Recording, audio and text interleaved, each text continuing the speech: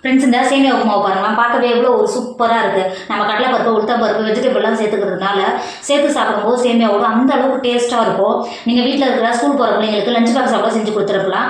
Taste அந்த அளவுக்கு சூப்பராக இருக்கும். நீங்கள் சட்னியோ சாம்பாரோ எதுவும் தேவையில்லை.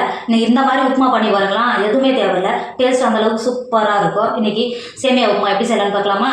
Hi friends, welcome to Kerala சமையல். இன்னைக்கு கேரளா சமையலில் சேமியா உப்புமா தான் செய்ய போகிறோம். வாங்க எப்படி செய்யலான்னு பார்க்கலாம். சேமியா உப்புமா பண்ணுறதுக்கு அடுப்பில் தண்ணி வச்சு தண்ணி நல்லா கொதிக்க ஆரம்பிச்சிருச்சு. 1 டேபிள் ஸ்பூன் உப்பு சேர்த்துக்கோங்க. அது கூடவே 1 டேபிள் ஸ்பூன் எண்ணெய் சேர்த்துக்கோங்க.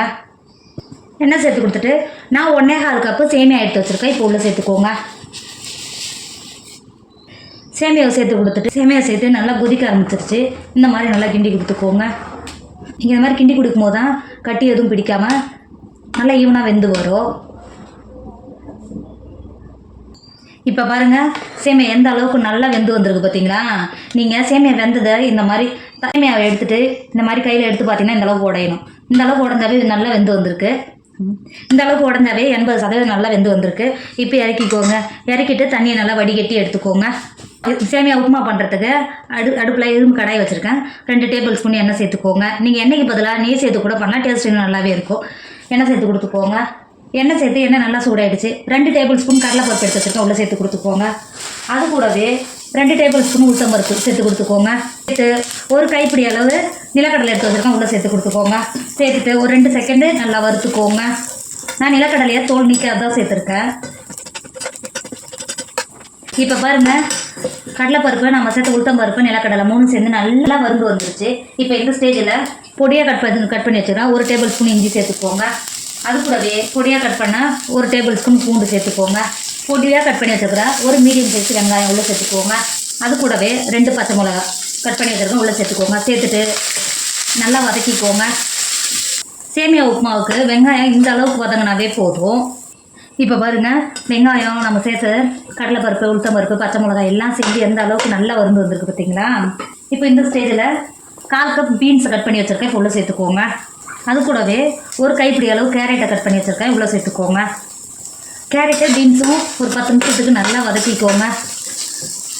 நம்ம சேமியாவுக்கு மட்டும்தான் உப்பு சேர்த்துருக்கோம்.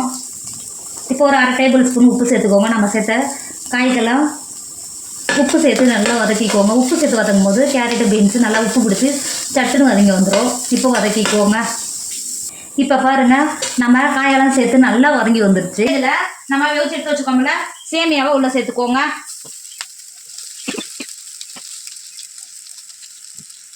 சேமியாவை சேர்த்துட்டு ஒரு டைம் நல்லா கிண்டி கொடுத்துக்கோங்க. இப்போ பாருங்கள், நம்ம சேமியாவை சேர்த்து நல்லா ஹை ஃப்ளேமில் வச்சு நல்லா கிண்டி கொடுத்துக்கோங்க. இப்போ பாருங்கள், சேமியாவை சேர்த்து நல்லா ஒரு 10 நிமிஷம் ஆகிடுச்சு. எந்த அளவுக்கு நல்லா வெந்து கலர் மாதிரி வந்துருக்கு பார்த்தீங்களா? இங்கே பாருங்கள். இப்போ ஒரு கைப்பிடி அளவு மல்லித்தழையை கட் பண்ணி வச்சுருக்கேன். உள்ளே சேர்த்துக்கோங்க. சேர்த்துட்டு சேமியாவோட நல்லா கிண்டி கொடுத்துட்டு வேறு ஒரு பிளேட்டுக்கு மாற்றிக்கோங்க. நம்மளோட சேமியா உப்புமா சூப்பராக ரெடி ஆகிடுச்சு. இதோட டேஸ்ட் அந்த அளவுக்கு சூப்பராக இருக்கும். நம்ம கடலைப்பருப்பு, உளுத்தம்பருப்பு, நிலக்கடலை, வெஜிடபிள்லாம் சேர்த்து பண்ணதுனால இதோட டேஸ்ட் அந்த அளவுக்கு சூப்பராக இருக்கும். நீங்கள் வீட்டில் இருக்கிற குட்டிஸ், ஸ்கூல் போகிற குட்டிஸுக்கெல்லாம் லஞ்ச் பாக்ஸ் கூட செஞ்சு கொடுத்தீங்கன்னா லஞ்ச் பாக்ஸ் சட்டுன்னு காலி ஆகிடும். எல்லாம் விரும்பி சாப்பிடுவாங்க. டேஸ்ட்டும் அந்த அளவுக்கு சூப்பராக இருக்கும். நீங்கள் சேமியா இருந்தால் கண்டிப்பாக இது மாதிரி ட்ரை பண்ணி பாருங்களா.